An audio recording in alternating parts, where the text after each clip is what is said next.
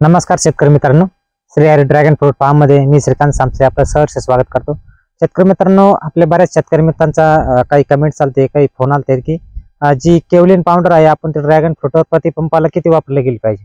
तर इथं आपल्या मागे पाहू शकता आपण, इथं जी मी केवलिन पावडर वापरली आहे ही पूर्णपणे झाडाला जो पांढरा लेअर तयार झालेली आहे। या लेअर मुळे काय होतं, जे सनबर्निंगचा उन्हाळ्यामध्ये त्रास असतो हा जवळपास 90% या पावडर मुळे कमी होतो।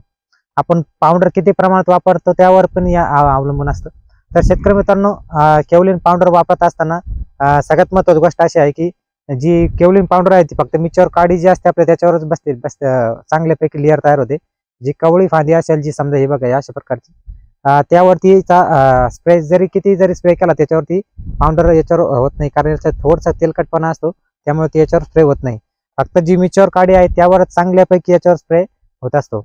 आता सगळ्यात महत्त्वाचा प्रश्न समजा की प्रति पंप असेल तर आपण प्रति 20 लिटर पाण्याला आपण केवलिन पावडर किती वापरली गेली पाहिजे। तर तुमची 1 वर्षाचं प्लांटेशन असू द्या, 2 वर्षाचं असू द्या, प्लांटेशन किती कसं जर असलं केवलिन पावडर आपल्याला प्रति पंपाला जवळपास 2.5 किलो पासून तर आपण 5 किलो वापरू शकता।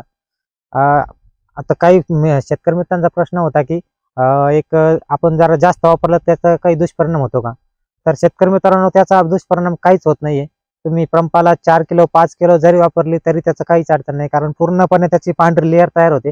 पांढरी लेअर तयार झाल्यामुळे त्याला सनबर्निंगचा इश्यू एकदम जवळपास 100% आपण कंट्रोल करू शकतो।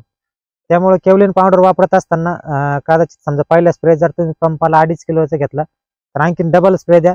पूर्णपणे जर पांढर लेअर तयार झाली तर तुमच्या सनबर्निंग त्रास हा 100% कमी होऊ शकतो। त्यामुळे आता मागे पाहू शकता आपण, मी शेडनेट केलेलं आहे। शेडनेट केलेलं एक ड्रॅगन फ्रूटचा थोडासा एक प्लस पॉईंट आहे, पण शेडनेट करण्यासाठी बजेट आपला जवळपास 2.5 ते 3 लाखाचा खर्च शेडनेटसाठी येतो। त्यापेक्षा जर केवलिन पावडरचा स्प्रे जर चांगल्यापैकी घेतला तर तुम्हाला शेडनेटची गरज नाही। फक्तच केवलिन पावडरचा तेवढं मी सांगतो रिकमेंड तेवढं 2.5 किलो पासून तर 5 किलो पर्यंत आपण प्रति पंपाला 20 लिटरच्या पंपाला स्प्रे घेऊ शकता। 100% आपल्याला सनबर्निंग पासून आपल्याला याची मदत होते, सनबर्निंग होतच नाही। आता माझ्या बाग बघू शकता समोर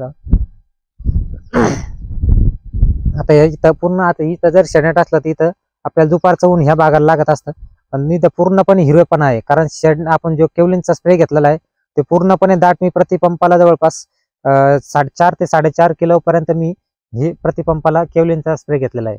त्यामुळे पूर्णपणे जी कॅनोपी आहे पूर्ण हिरवीगार राहिलेली आहे। फक्त एवढं करा, समजा प्रति महिन्याला पुन्हा एक हलकासा आपण 2.5 ते 3 किलोचा स्प्रे आपण पुन्हा डबल स्प्रे प्रति महिन्याला घेत राहा, म्हणजे आपल्याला पूर्णपणे जे पावडर असते थोडेफार वाऱ्यानं म्हणा किंवा मग थोडंफार प्रमाण त्याचं कमी होत असतं। प्रति महिन्याला जर पुन्हा 2.5-3 किलोचा डबल स्प्रे घेतला तर चांगल्यापैकी आपण सनबर्निंगचा आपण कव्हर करू शकतो।